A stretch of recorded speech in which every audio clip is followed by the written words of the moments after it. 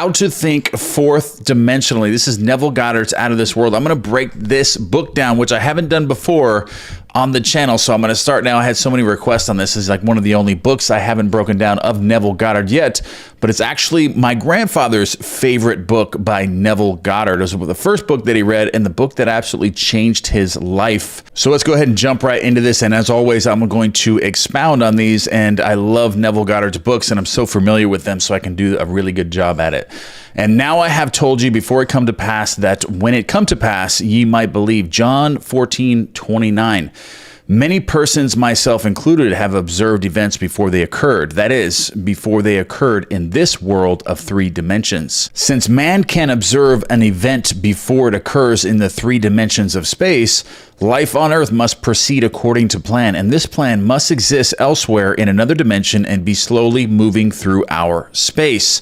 What this means is, have you ever had, deja vu? Because your imagination, your mind, your imagination is always creating ahead of itself. Because imagination is God at work. When you're using your imagination, that is God at work. And that is happening either consciously or unconsciously. It is creating your future, whether you know it or not, or whether you know what you're picturing in your mind and your feeling states and your energies and your frequencies, whether you know that or not, that's what's happening. So sometimes you will feel deja vu because those pictures have come up in your mind.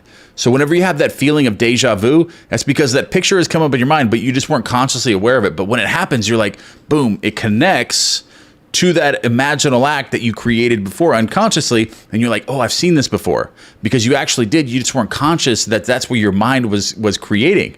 That's what your imagination was picturing. But when you get there in the three dimensions of space, because that's all happening in the fourth dimension, time, space, all this picturing and all these things is created in the world without time, where everything is already created. That's where the imagination works. So when this happens with deja vu, it's exactly what he's talking about here. You've pictured it before it happened. You just weren't consciously aware of it. But when it actually happens in your reality, you're like, oh my God, it's deja vu. I remember this from somewhere. That's because you pictured it. You pictured it in your mind. You just weren't consciously aware of it. So that's how deja vu works. And I need to get a lot of questions on it. I've been wanting to cover that.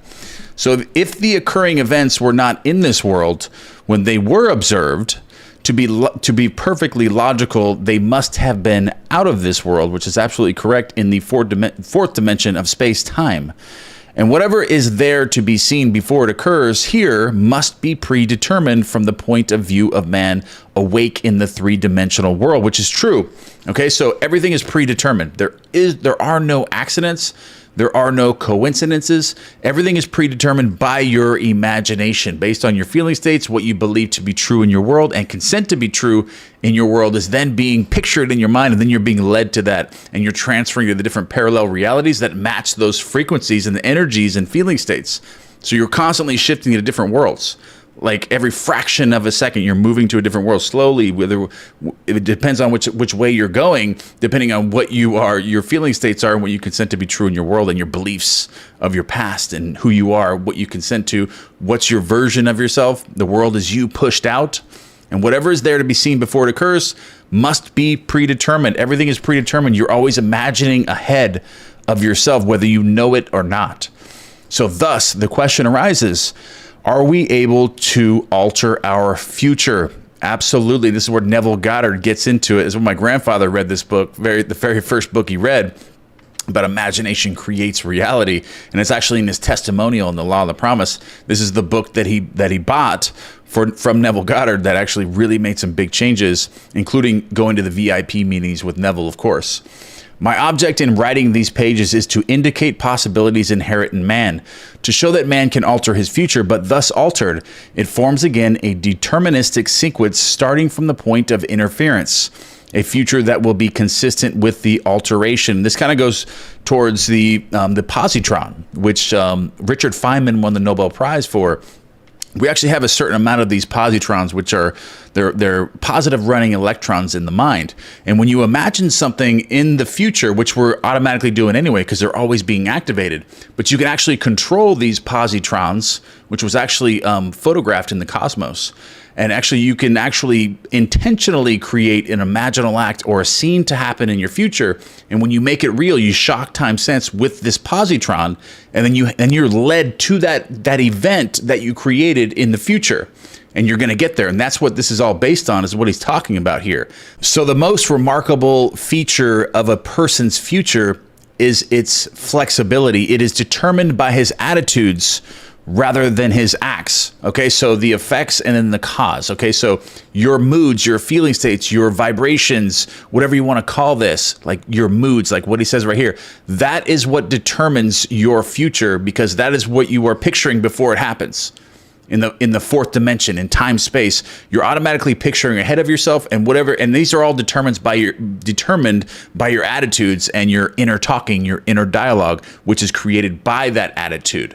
So this is what's being led to the actions that you take in the world that you're living in, based on the parallel realities that you're shifting to. You're constantly shifting, and this is where your future is being led, and this is when those pictures are coming up in your mind. And it's all based on this. So the cornerstone on which all things are based is man's conception of himself. He acts as he does and has the experiences that he does because his concept of himself is what it is, and for no other reason. Had he had a different concept of himself, he would act differently. His attitude would be differently. Your attitude would be different if you changed your concept or version of yourself. Thus, your inner dialogue changes. You're picturing in your mind, your future changes. You start changing to these different parallel realities simply by changing your concept of yourself and your attitudes, your moods, and then everything is just dovetails. Then you start picturing different. Your inner dialogue changes, and then you start shifting to the different world. And all of these things can be changed with Neville Goddard's exercises, which is imagination creates reality. And before you go to sleep at night, you picture it as if it's real, shocking the positron, and then being led to that event in the future when you create it. So that's what he's going. And this is what my grandfather went over, and this is what shocked him so much, because he thought that Neville Goddard was a fraud trying to teach that imagination creates reality. He said it was just absurd that Neville Goddard, and he thought Neville Goddard was a crazy man until he tried it and he read this book and he went to, then he studied Neville Goddard, or he did the exercise, the ladder exercise. He actually did it and climbed a ladder, and then he was sold after that. Within, a certain amount of weeks, he had like $50,000 in his safety deposit box in cash, like within a certain amount of time, because he's visualizing falling asleep, counting $100 bills. So he starts visualizing everything that he wanted. And then he got it all, everything, and he started really, really applying these methods. And that's really all it takes, is you just have to do it. You just have to get in there and start imagining and start picturing these things before you go to sleep at night. So the cornerstone on which all things are based are man's conception of himself. A change of concept of self automatically alters your future, and a change in any term of his future series of experiences reciprocally alters his concept of himself. Man's assumptions, which he regards as insignificant, produce effects that are considerable. Therefore, man should revise his estimate of an assumption and recognize its creative power.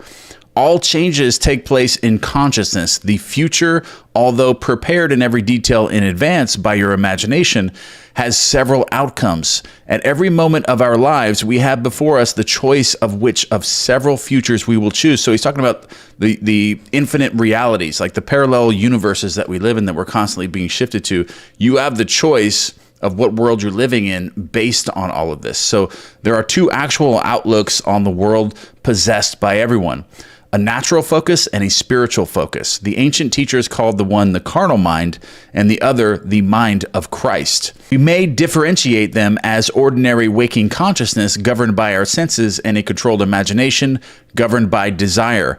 We recognize these two distinct centers of thought in the statement, "The natural man receiveth not the things of the Spirit of God, for they are foolishness unto him. Neither can he know them, for they are spiritually discerned." Corinthians 2:14. The natural view confines reality to the moment called now, to the natural view. The past and the future are purely imaginary. The spiritual view, on the other hand, sees the contents of time, which is the fourth dimension. Because if the human mind could actually fathom and live in the fourth dimension, fifth dimension, or sixth dimension in time, space, you would have to know somebody. Like if I were living in the fourth, if I were to know you in the fourth dimension, I would have to know you. I'd have to see you from the day you were born and to the day you died all at one time. I could see everything all at one time. That's the fourth dimension. So we live in the three-dimensional space. So we're passing through the fourth dimension. So I can see you now, and you're 20, 30, 40 years old. I can only see you right then. I can't see you from the day you were born to the day you died all at one time. So that's basically the spiritual view. So the past and future are a present whole to the spiritual view. So that's the spiritual man. The spiritual man lives and acts and imagines the fourth dimension, believes in the fourth dimension about imagining a future event to take place. And when you do this, you enter into the fourth dimension, and because it's already happened. Because you've already lived and died. You've already lived and died in your life in the fourth dimension. You've already passed away. We're like behind schedule. We're just passing through the fourth dimension like a movie, like watching a movie. That movie is already complete. Like it's already been directed and everything. The ending's already done. But you're watching it from the beginning. You're just passing through the movie slowly, watching it and enjoying it. That's what we're doing now. But you can go and change the end of the movie by knowing these things and with this spiritual view, by imagining something to be real to you right now. Like you wanted a new ending of the movie. You wanted to get the girl or the guy, or you wanted all the money, or you wanted the new career. You wanted the movie to end exactly how you wanted. Now you can just imagine it at the beginning of the movie, changing it, imagining it, and then you can alter your reality based on the parallel infinite realities that live simultaneously parallel to each other. So you're constantly traveling these different worlds, and then you shift to that world where that movie ends differently, and there's a different version of you and all these things. So that's the spiritual view. So the habit of seeing only that which our senses permit renders us totally blind to what we could otherwise see. So basically living not in the spiritual view, but the natural view. Living in the natural view is the habit of seeing only that which our senses permit and believing that this is a solid reality. So to cultivate the faculty of seeing the invisible, we should often deliberately disentangle our minds from the evidence of the senses and focus our attention on an invisible state, mentally feeling it and sensing it until it has all the distinctness of reality. So basically, this is how you shock the positron. This is how you create a new reality. This is how you shift to a different parallel reality with a new ending of that movie, is by creating an invisible state. And you can practice this by deliberately disentangling your mind from the evidence of the senses and going into your own imaginal acts, having your own visions, going into meditation, disentangling yourself from the evidence of the senses and going into a different world and start picturing and imagining other things happening to you. You're a different person. You're living in a completely different life. And you can go into this and start creating these new vivid scenes in your mind, and that'll transfer you and change the end of the movie. That'll change and alter your future. So earnest, concentrated thought focused in a particular direction shuts out other sensations and causes them to disappear. All we have to do is but concentrate on the state desired in order to see it. The habit of withdrawing attention from the region of sensation and concentrating it on the invisible develops our spiritual outlook and enables us to penetrate beyond the world of sense and to see that which is invisible. So you start doing this, start building that momentum and building those habits of withdrawing your attention from the 3D reality and focusing your attention on an invisible state, like your new invisible version of you, and creating this new spiritual outlook. So, for the invisible things of him from the creation of the world are clearly seen. Romans chapter 1, verse 20, the vision is completely independent of the natural faculties. Open it and quicken it. Without it, these instructions are useless, for the things of the Spirit are spiritually discerned. Okay, so basically you can read these books, you can study the knowledge, but if you don't actually make an application of it, there may not be any changes for you. So you must apply yourself, start really using these, even if it's only for 5-10 minutes a day. Start using them somewhat, you'll start seeing the results for them, start developing this new confidence, start changing your beliefs when you start seeing the things start to happen. So when you actually start applying these things and you're actually like, wait a minute, I imagined that yesterday, or I was imagining that last week, like intentionally, and that just happened. That was really weird. And you start to be like, is this stuff really work? Yes, it does. And you start realizing that, and your beliefs start changing. You be like, okay, so you start figuring out these other things that you want to have. I want to have this, or I want to have that. I want to be with that person. I want to have that career. You know what? I want to live in a different house. I want to live a different life. So then, I can create it because you've already done it. Now you start to see these things, and then all of a sudden you become this new version of you where you're getting up earlier and you're doing all these things. You're networking, you're creating, you're not consuming things anymore. You're wanting to dedicate a lot of your time to making money, to start developing yourself, start building a business, and start, increasing your ability to communicate and start developing new relationships. You start changing this version of yourself. So when you start actually just applying this even 5-10 minutes and start seeing some results, that'll start changing your belief systems that it actually works, because you'll start to see it start to work in your life and start changing things, and you start manipulating your current reality and start changing it, and it can get really, really fun at this point. So a little practice will convince us that we can, by controlling our imagination, reshape our future in harmony with our desire.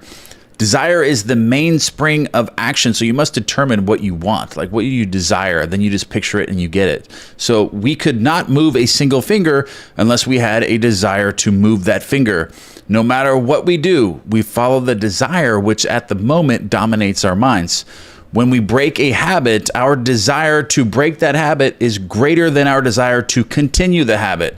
And that's absolutely true. So the desires which impel us to action are those that hold our attention. A desire is but an awareness of something we lack or need to make our life more enjoyable. Desires always have some personal gain in view. The greater the anticipated gain, the more intense is the desire. There is no absolutely unselfish desire. And this is even with relationships, and this is with getting a lot of money and things like that. There's always going to be some unselfish desire about that. Like to get a relationship. Most people want relationships because they like the way that somebody that loves them, they like the way that makes them feel. They want to feel loved. And that is somewhat of a selfish desire, but it's not a bad selfish desire. Not all selfish things have to be labeled bad. You want to feel loved. You want to feel compassion. You want to feel these things, which is selfish, but it's not bad selfish. So there is no absolutely unselfish desire, whatever you're trying to create, but you're also doing the same in return. So where there is nothing to gain, there is no desire and consequently no action. The spiritual man speaks to the natural man through the language of desire. The key to progress in life and to the fulfillment of dreams lies in ready obedience to its voice. Unhesitating obedience to its voice is an immediate assumption of the wish fulfilled. To desire a state is to have it. To desire a state, to desire something, is to have it. As Pascal has said, you would not have sought me had you not already found me. So as soon as you desire something, like if you picture something in your mind, or this unconsciously picture something that you want a brand new sports car, a new house, or a relationship, you're automatically feeling that being done, like in that moment. And that's the mainspring of action. That's what pushes you to go get it. That's what motivates you, because you just felt that. You felt the end, like you felt what it would feel like had you already had that thing. So then you want it, so then you're going after it. So then the motivation sets in because you just felt that desire being completed. And that's what Pascal is meaning here. So you would not have sought me had you not already found me. So you found the desire, you felt the desire, and that's why you're seeking it. And that's why you're going after it. So man assuming the feeling of his wish fulfilled and then living and acting on this conviction alters the future in harmony with this assumption. So then you're motivated to go get it, and it's also being drawn to you if you can hold that desire as already being completed. So assumptions awaken what they affirm. So as soon as a man assumes the feeling of his wish fulfilled, his four-dimensional self finds ways for the attainment of this end, discovers methods for its realization. So then you're entering now the fourth dimension, because now you're picturing it. So as soon as you desired something, your imagination automatically went into the fourth dimension, into the future, felt that desire being completed, and that's where the desire actually originated from, is from that feeling. Because if you couldn't actually feel it, then you wouldn't actually want it, because you have to, just like Pascal said, you would not have sought me had you not already found me. So you felt it, and that's what made it real. So you already traveled into the fourth dimension and felt that feeling in the future as if it was already done. So you just have to capture that feeling Assumptions awaken what they affirm. So as soon as a man assumes the feeling of his wish fulfilled, his four-dimensional self is going to go to that and feel it and find the attainment of this end. If you can hold that feeling, so you capture that feeling, focus your attention on that feeling, and then it'll be drawn to you, attracted to you, and you're also going to do other things to get it. So all these doors are going to open, and you're going to automatically act towards and getting it and motivated to get it. So discovers methods for its realization. So I know of no clearer definition of the means by which we realize our desires than to experience in imagination what we would experience in the flesh were we to achieve our goal. This experience of the end wills the means. With its larger outlook, the four-dimensional self then constructs the means necessary to realize the accepted end. The undisciplined mind finds it difficult to assume a state which is denied by the senses. So a lot of times you're unconsciously feeling that. So you don't actually know that you're actually imagining the end. When you have a desire, like you actually felt that desire as being complete, and that's what's motivating you. But if you can consciously recognize this, like understanding what I'm telling you right now in this video, you can then have a disciplined mind and then focus on that same feeling because you've already found the feeling. You've already found the feeling. If you desire something, you already have felt that feeling. So you just have to go back to that, then find that feeling, create that feeling, keep it close to you, and then hold your focus on this feeling until it actually happens. And then you can create like a mental movie or an affirmation that's based on that and picturing it at the same time until it actually happens. This will actually attract a thing to you really, really fast. And a lot of people are like, I don't know what it feels like. How do I know what it feels like to have these things? You wouldn't desire those things if you didn't already feel them. If you couldn't feel the joy of having them already, then you wouldn't even desire those things. The only reason you desire something is because you actually pictured it already being done just for that split second. And then you had the feeling, and you're like, oh, I really want this. Like whether that's a relationship, a new career, a new house, new car, whatever it is that you desire, you have already felt, you've already pictured yourself driving it. Even for a split second, unconsciously, you've already felt that. Otherwise, you wouldn't desire that thing. So you've already found that feeling. So all you have to do is go back, capture that feeling, create a mental image of it, and hold it close to you. And that's why Neville Goddard talks about the undisciplined mind finds it difficult to assume a state which is denied by the senses. So you're now disregarding your 3D reality. So you're holding on to this picture, and no matter if somebody comes to you, you're never going to get that car, or you don't have enough money for that car, or you don't have this, or you don't have that. You're disregarding, you're staying focused on this mental image of you driving this car. You've already pictured it, you've felt it, now you've had keeping it close to you, and you're disregarding all these 3D circumstances that are telling you you can't have it. So that's a disciplined mind. And you have to have that, according to Neville Goddard here, which is absolutely true. So the undisciplined mind finds it difficult to assume a state which is denied by the senses. Here is a technique that makes it easy to encounter events before they occur, which is call things which are not seen as though they were, Romans 4:17. People have a habit of slighting the importance of simple things, which this simple formula for changing the future was discovered after years of searching and experimenting. The first step in changing the future is desire. That is, define your objective, and then you'll feel it too. See, that's what he doesn't say here, but that's true. You will feel that desire. Once you desire something, you've already felt it. So know definitely what you want, and then you'll feel it, and then you'll desire it. Secondly, construct an event which you believe you would encounter following the fulfillment of your desire. This is where you grab it and bring it close to you. So then now you're constructing an event. Now that you've felt it, now you can take that feeling and now expound on that feeling and create a vivid scene that you would encounter following the fulfillment of that desire. An event which implies fulfillment of your desire. Something that will have the action of self-predominant, like it's already happened. Like you're actually completing the action right here, right now. You're not watching it on a movie screen. You're actually in the movie. You're an actor in the movie driving your new car, or whatever it is that you desire.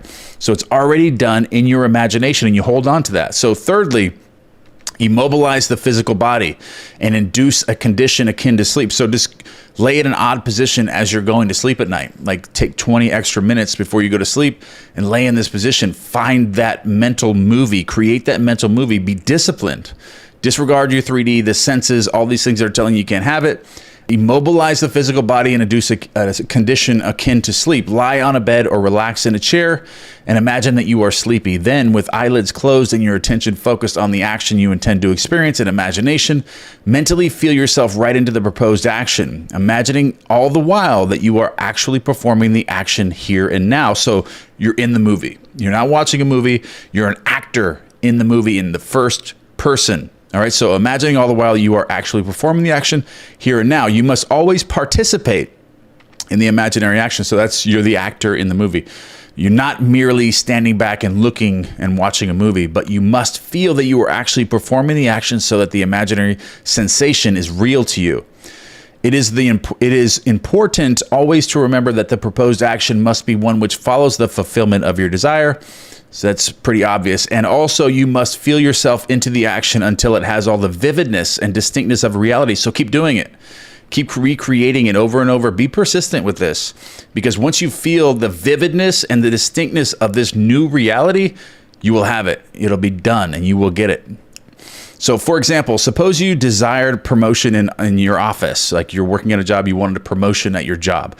Being congratulated would be an event you would encounter following the fulfillment of that desire. So having selected this action as one that you will experience in imagination, immobilize the physical body and induce a state akin to sleep, a drowsy state, but one in which you are still able to control the direction of your thoughts.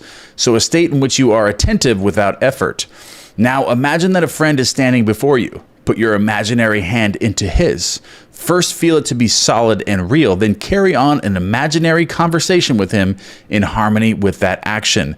Do not visualize yourself at a distance in point of space and at a distance in point of time being congratulated on your good fortune. Instead, make elsewhere, here, and the future now. The future event is a reality now in a dimensionally larger world, the fourth dimension. And oddly enough, now in a dimensionally larger world is equivalent to here in the ordinary three-dimensional space of everyday life. The difference between feeling yourself in action here and now and visualizing yourself in action as though you were on a motion picture screen is the difference between success and failure. Because if you're watching yourself at a distance, it's not happening right now. It's not, you're not going to feel like it's happening to you, because if you're watching a movie, you're seeing actors, you're seeing all these actors doing all these things in this movie. You're not feeling that happening to you. You're feeling that happening to them, because you're not actually in the movie yourself. So even if you were watching yourself in a movie, like you were actually an actor in the movie and you're watching yourself as an actor, you're not going to feel the scene like you would if you were actually playing the part in the movie. So you must feel as if it's happening to you right now. So you're an actor in the movie. You're an actor in the movie. You're not watching yourself in a movie. So the difference between feeling yourself in action and visualizing yourself in action as though you were on a picture movie screen is the difference between success and failure. So the difference will be appreciated if you will now visualize yourself climbing a ladder. I know we've all done that exercise, and anyone that's actually attempted this and really, really did it, they did climb a ladder, I promise you. And there's probably thousands of you watching this video that have done this. So then with eyelids closed, imagine that a ladder is right in front of you and you feel you are actually climbing it. Desire physical immobility bordering on sleep and imaginary action in which self-feelingly predominates here and now are not only important factors in altering the future, but they are essential conditions in consciously projecting the spiritual self into the fourth dimension and activating the positron. Okay, so if when the physical body is immobilized, we become possessed of the idea to do something and imagine that we are doing it here and now and keep that imaginary action feelingly going right up until sleep ensues, we are likely to awaken out of the physical body to find ourselves in a dimensionally larger world with a dimensionally larger focus. So you can wake up inside of these in the fourth dimension, and it's going to be like automatically in this new movie, like in the fourth dimension. So it's going to be a dimensionally larger focus and actually doing what you desired and imagine you were doing in the flesh. But whether you awaken there or not, you are actually performing the action in the fourth dimensional world, and you will reenact it in the future here in the three-dimensional world. So don't worry about actually waking up, in that vision and actually completing the task in the fourth dimension. in your imagination, because that is the fourth dimension. You're traveling in the fourth dimension, time, space. But once you do this, whether you awaken there or not, you are actually going to perform that in the three-dimensional world eventually. So you will reenact that in the future, because that's when you've activated and shocked time sense with the positron. So experience has taught me to restrict the imaginary action, to condense the idea, which is to be the object of our meditation, into a single act, and to reenact it over and over again until it has the feeling of reality. Otherwise, your attention is going to wander off, and everything under the sun is going to be in your mind besides that. So you must restrict this imaginary action and be disciplined and hold it in your mind, because your mind's going to try to drift off on you. And that's why we do all these different exercises, the leaf exercise and everything that helps develop this part of the mind, which I'll post at the end of this video. I'll put a card up at the end for the leaf exercise to help you develop this ability if you haven't already tried that. But that exercise can absolutely help you. I'll post that card at the end of this video. So in a few seconds, they will lead you hundreds of miles away. The mind can do this. It'll take you hundreds of miles away from your objective in point in space and years away in point in time. So you must restrict that, be disciplined, and have that isolated ability to focus on one thing for long periods of time. If we decide to climb a particular flight of stairs because that is a likely event to follow the realization of our desire, then we must restrict the action to climbing that particular flight of stairs. Should our attention wander off, we must bring it back to its task of climbing that flight of stairs and keep on doing so until the imaginary action has all the solidity and distinctness of reality. The idea must be maintained in the field of presentation without any sensible effort on your part. We must, with the minimum of effort, permeate the mind with the feeling of the wish fulfilled. Drowsiness facilitates change because it favors attention without effort, but it must not be pushed to the stage of sleep, in which we shall no longer be able to control the movements of our attention, but rather a moderate degree of drowsiness in which we are still able to direct our thoughts. So you want to dedicate enough time and then lay in this odd position, like a position you wouldn't normally sleep in. That way you don't just nod off and fall asleep right away. So you want to do this, you want to set a specific amount of time, and then you want to lay it in a position that you wouldn't normally sleep in. That way you can really, really work on this. So the most effective way to embody a desire is to assume the feeling of the wish fulfilled, and then in a relaxed, sleepy state, repeat over and over again like a lullaby any short phrase which implies fulfillment of your desire, such as "thank you," as though we addressed a higher power for having done it for us. So this will automatically, it's like an affirmation. When you start repeating this as like a lullaby in this drowsy state, you're automatically going to picture the end result, like "thank you," and you're gonna have these beliefs as well that there's a higher power getting it for you. So you're automatically going to picture these things in your mind as already being complete. So you're gonna capture that feeling state. So if however we seek a conscious projection into a dimensionally larger world, then we must keep the action going right up until sleep ensues. Experience an imagination with all the distinctness of a reality. What would be experienced in flesh were you to achieve your goal, and you shall in time meet in flesh as you met in your imagination. Feed the mind with premises, that is, assertions presumed to be true, because assumptions, though unreal to the senses, if persisted in until they have the feeling of reality, will harden into facts. To an assumption, all means which promote its realization are good. It influences the behavior of all by inspiring in all the movements, the actions, and the words which tend towards its fulfillment. So you're going to be picturing all these things that tend towards the fulfillment of your wish fulfilled.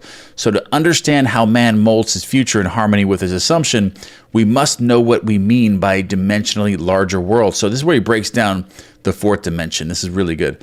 For it is to a dimensionally larger world that we must alter our future.